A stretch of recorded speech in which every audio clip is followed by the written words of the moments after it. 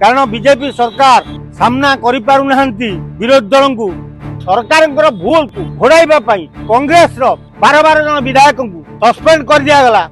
एटा ओडिशा इतिहास रे गोटे सोनाक्षर ही रहिबो जे 12 जन विधायक को एकाथर के सस्पेंड करा गला। विधानसभा इतिहास रे ओडिशा रे एक विरल घटना कर्नाटक विधानसभा घटना को दोहराइले ओडिशा सरकार 12 जन विधायक को सस्पेंड करिवा एटा गोटे विधानसभा पाई ठीक नुह।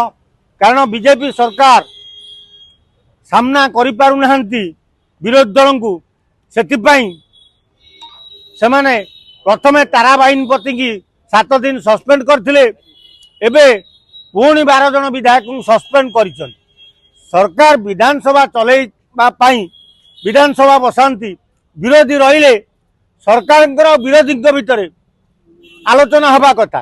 जदि विरोधी मानू सरकार आलोचना रे भाग न देवा पाई 7 दिन कार विधानसभा सस्पेंड करिवे ताले सरकार को कार्यकलाप राज्यवासी जानिबे केमिति।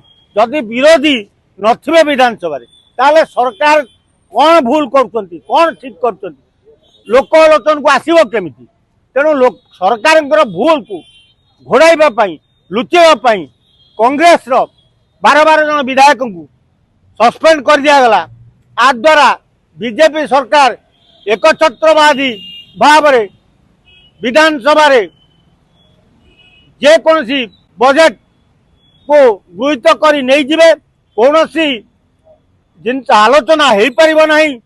जो सरकार रे जो सब दुर्नीति होउची ताको आ पदा को बाहरिबो नहीं।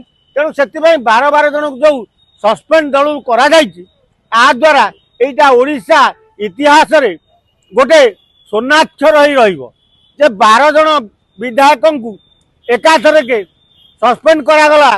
तेणु कांग्रेस एबे विधानसभा न जाई पारी लोअर पीएमसी रे धारणा रे बसुछंती। ए धारणा रे बसिले कोन हबो बीजेपी सरकार एबे पूरा कर्नाटक स्टाइल धरी। तेणु ऊपर केन्द्र बीजेपी ओडिशा बीजेपी को निर्देश अच्छी जे जीए जोरे जो विरोधी पार्टी कर दल सस्पेंड कर दियो। तेणु दल बारंबार सस्पेंड कला द्वारा यह सरकार प्रति सब लोक पाखे पहुंचु जे बीजेपी विधानसभा चलई पारु नहीं। तेणु विरोधी जो जेकोसी कथा उठाउछंती ताले तांको सामना करबा बीजेपी पाखे साहस नहीं। तेणु से विधायक मान सस्पेंड कर दउछंती।